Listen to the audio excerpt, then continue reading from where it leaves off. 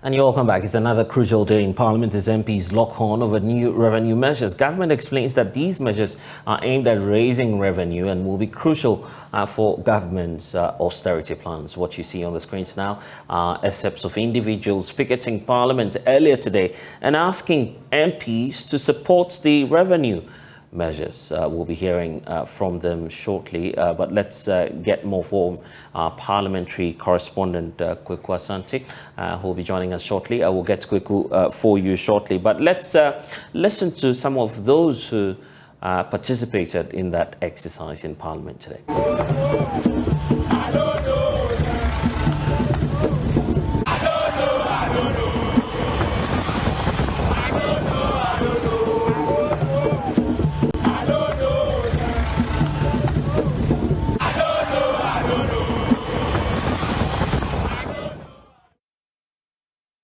Well, so what do we need to know about this crucial revenue measures that have been taken and possibly the impacts here?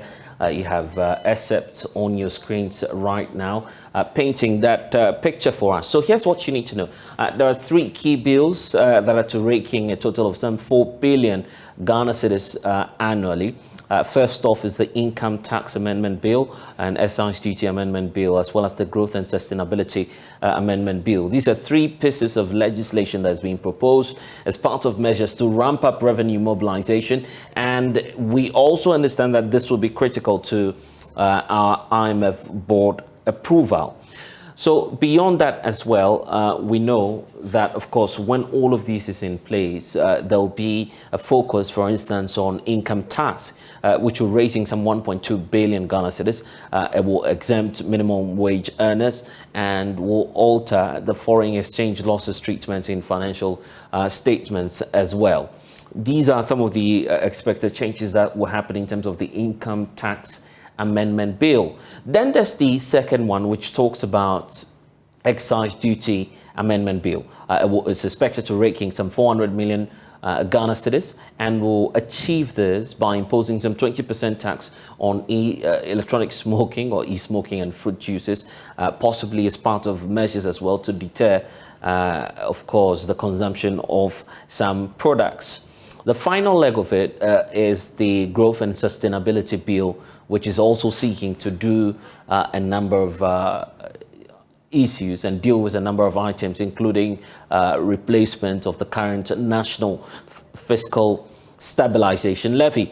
So all in all, we're expecting that this will rake in about 2.2 billion Ghana cedis, and putting all these three together, we're in the range of some 40 billion Ghana cedis, crucial for our IMF conditionalities. I want to bring in now parliamentary correspondent Kweku Asante, who's joining us on Zoom. Very soon we'll hear from the industry and the experts on what the impact will be. But Kweku, what updates do we have on this from Parliament?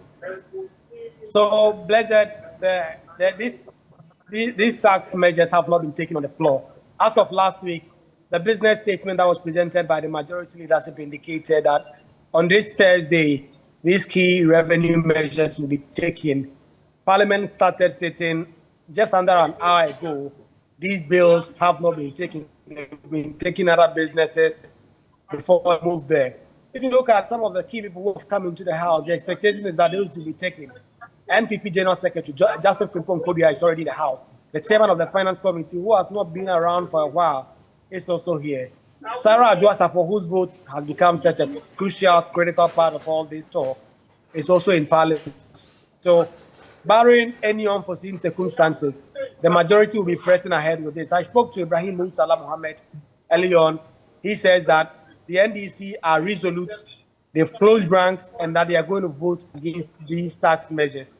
They are hoping that this will at least give Ghanaians some idea that they are not against, in terms of securing an IMF deal, but that these tax measures will worsen the already struggling Ghanaians. But just before you came to me, you were playing this clip of some protesters right in front of Parliament. And it is usually, the protests that you would usually see are protests which are against tax measures. This will be normally protests which will be asking Parliament not to approve some tax measures. But shockingly and surprisingly, we have this group which is picketing Parliament and asking MPs to vote in support of these new tax measures and approve them, because they are so crucial for Parliament to approve this for government to be able to get the IMF deal. That is crucial, that there are some of these materials that the taxes will be put on in terms of e-cigarettes, among other things, which they say is killing young people.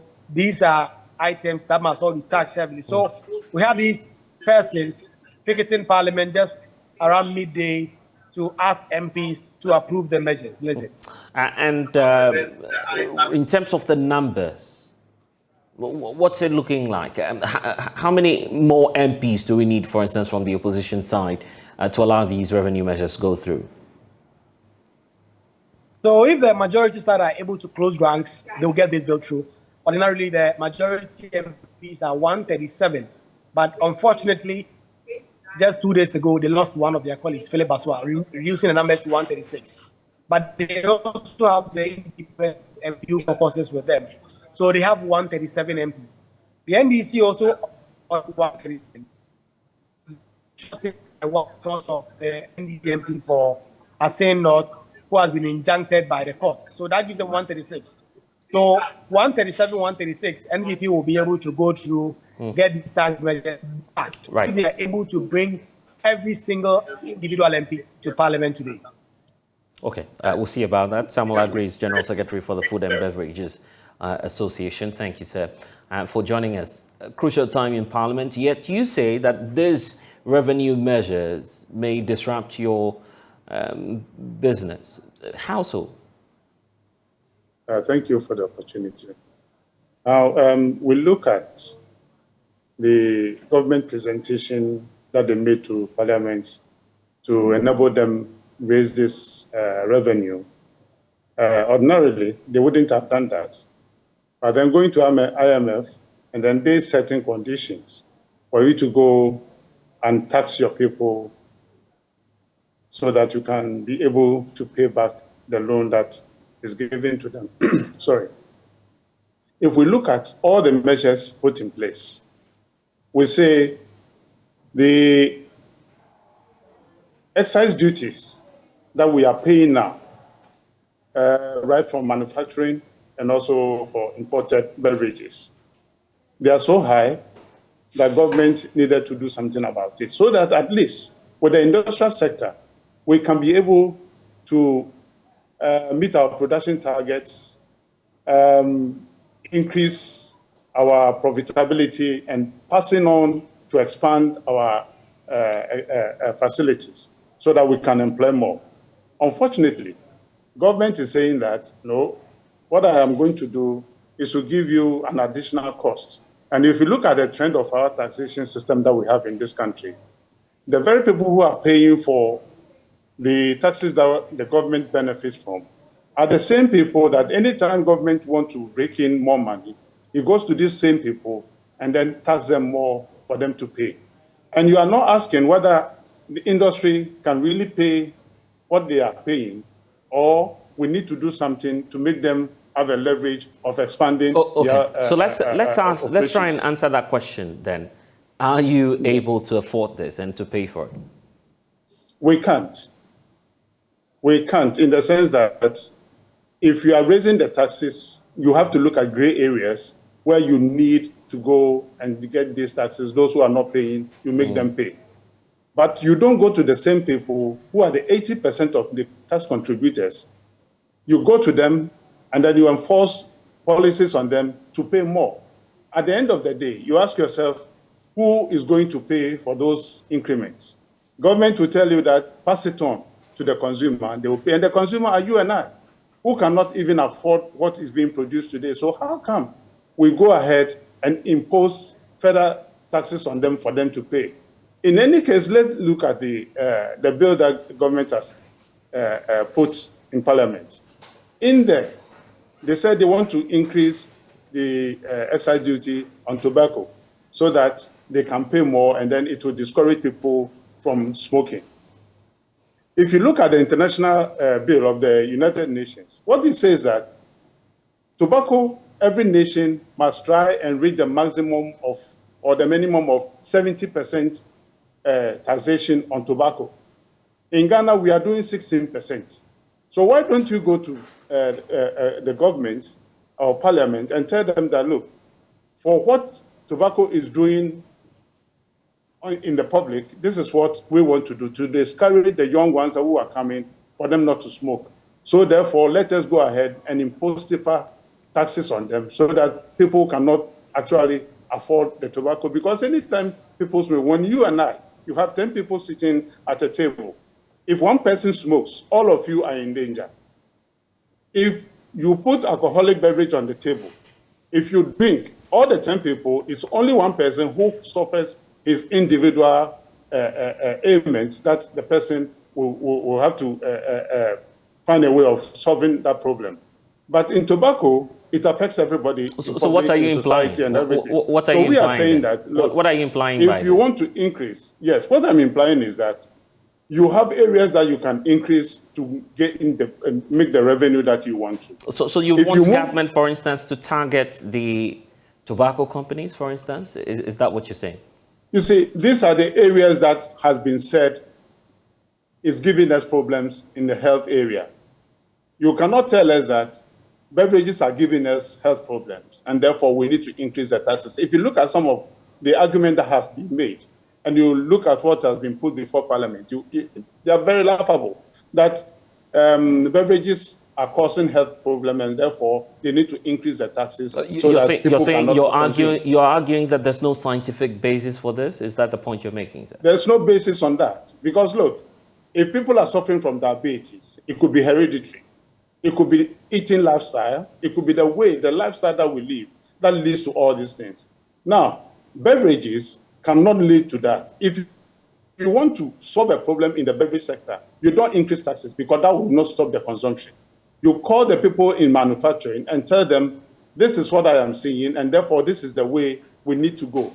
So that if the sugar consumption that they need to reduce, they reduce that content in that area so that we don't have to go burdening anybody with more taxation. In any case, this taxation that government is asking for, the 3 billion that they are taking for IMF, is readily available in this country. So why, therefore, impose more hardship on Ghanaians and then even to collapse businesses to get your 3 billion that you want, which in any case is going to be consumed in the next 6 months. If you look at the size of government, if you reduce the number of ministers that we have, we can then save some money in that area. If we fight corruption to the hilt, we can save as much as 10 billion Ghana cedis, dollars to save this country from going to the IMF. These are the areas that government need to look at, and then they themselves, they must reprove themselves of excessive expenditures. But you don't spend more and you ask industry and you and I, the local people, the small income that we are making, you ask us to pay more out of the money that we are making. Because if you look at in there, government is saying they are going to raise around almost about 1.2 billion Ghana cedis through the internal revenue system. If industry is able to employ more, government makes that money easily. So why don't you give them concessions that will make them employ more for you to get the needed money that you want? So that we put the policies in place so that investors can really come into this country and drive our industrial area into the next level so that we can produce more, export more, and then we make the necessary money. If we go for this loan that we are talking about from IMF, you consume it in 6 months, and then what comes of this money? So we are saying that if you look at it, industry is not to be charged for the excesses of government, and therefore we should leave these taxes out of the place. I see, and yet you're paying the price already. You're paying the price for this already. It's beginning to impact the markets, and I'm just wondering what the options are for your members. What are you opting for? You see, we are asking government to withdraw this bill, Parliament not to accept the passage of this bill. Yeah, but it's likely from the posture of the governing side, it's likely that they may have to push this through. If government goes ahead and pass this bill, I can tell you that actions that will make government go back and take this bill and ask that we withdraw this law or cancel that law, we shall do everything necessary to make sure that industry stands and government loses. Because if you are government and you want to grow a country, it's the industry that you have to look at. You don't collapse industries and then and stand as a government. Because the very moment industry goes down, government also fails. So therefore, you don't touch this area. If you look at our comments area, the VAT has been increased to a level of over 21%. Which country charges more than Ghana? But we are paying more. We kept quiet. We are paying. In any case, when you are not supposed to take VAT before you sell. You dispense it at the time that you are buying the product. That is when you pay for VAT, added value, additional value of, as we call the value-added tax. Then we take that money from the individual who is buying. But the very moment you produce and import, tax is collected from you. The very moment you pass on the product for sale, you pass on additional tax also for government to gain from. So that's what we call the cascading effect of tax values that we have in this country. So therefore, we are saying we are paying so much already in this area. So allow us to have a breather. If you look at this year alone, from last year, 8 months up to now, businesses have lost as much as almost 60% of their investment values. This must be a concern to government. If you are bringing on new values or new taxes, what it means is that we are going to lose further, and the city will start driving up again, and it will cost industry and you and I our pockets. So we are saying, don't do it. Those in parliament, they are also being affected by the same law. So they must think very carefully what they are doing to their constituents, and then you and I. This is what they must do. But they shouldn't go because the president said you should do it, and therefore they do it. It shouldn't be that case. They should think very carefully. And those who are picketing at the Parliament House and asking that this bill should be asked, have they thought of how much they are spending from their own pocket, or they are taking money from people or from somebody? Well, we're not too sure. We don't have any evidence to that. Probably they also, perhaps, let's shift the narrative, thinking of the fact that you're simply fighting against your profit margins. That's what you're fighting for. Not at all. Not at all. Because if industry or the investors are making so much profit, it goes as against you and I. Because every single tax that government will impose will be passed on to the consumer. And therefore, this is the question that we must ask, whether the consumer is able to pay. Because if the consumer is not able to pay, then the businessman or the investor or the manufacturer will fold up and leave the country. If one factory closes down, you have as much as 500 people losing their jobs. And it translates into almost about 2,000 people going hungry at a time. So we are saying that give a breather, think about the populace, and therefore don't do what will rather fight against the people because you think other people are making so much profit, and therefore you need to take some from them. Last time the GRA passed a comment that they know how much industry or the investors are making, profit that they are making, and so therefore they will pass the taxes. That is a betrayal of trust. You don't go audit people's account and then come in public and tell the whole world that they are making excessive profit. Do you know how much they are also paying in terms of their expenditures? Because we see them as foreigners, and therefore we can throw anything at them, and therefore they have no opportunity to defend themselves. If you have been in an office where a foreigner's business is at stake, and GRA comes to that facility to do an audit, because you are a foreigner, they tell you anything they have to tell you, you have to oblige. Even when they are taking your money away, you have to oblige. And when you ask them what formulas are they using to ensure that these people pay the right taxes, they don't tell you the formula that they are using.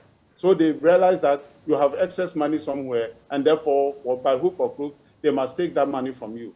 And therefore, that comes into negotiation of the officer who is on the ground will rather have to negotiate with the company owner as to how much they have to, and that breeds corruption. So if we allow these things to happen, we are not doing any service to the country. Look, when we brought in the tax stamp project, government is telling us that before they were making 28 million Ghana cedis. Now they are able to make around 19 million Ghana cedis. So that tells you that definitely there was a gap somewhere, and we found a solution to that, and therefore that solution is giving us a solution. and therefore government is raking in this money. It's not losing in that area. So therefore, if you need money to run the economy because somebody is asking you to do so, look at the gray areas where the loopholes are, and then take that as opportunity and get the money that you want. You don't impose hardship on the people so that you make the money that you want. Let's try and wrap up this conversation, but the end game will be about the consumer in the end, as you're pointing out. Are we likely to see a revision of your prices, the prices of your products on the market, as part of a response to this new revenue measures? Calculations have been done already. Serious businesses have already done their timetable. They've done their calculations and they know how much they are supposed to pay to government. Nobody does business and pay 47% of revenue to government. You need to make money for your company. And they know how much they are making. And if we have to pay all the money to government, then of course, some of them, if they can't, that is where the folding up comes in. Or passing not on the excesses to the consumer. Yeah, but let's be clear now. Then it becomes a problem. Yeah, so let's be clear. For all of us to come. Yeah, so let's be clear. Are you passing that on to the consumers? We are passing it on. If government goes ahead and pass it on. But where we can't, I'm telling you and giving you an assurance that we will do everything necessary for government to withdraw this bill. Okay, I'll take that as a promise from you. But we'll see how all of that will pan out. Samuel Aggrey, thank you for joining us here on The Pulse.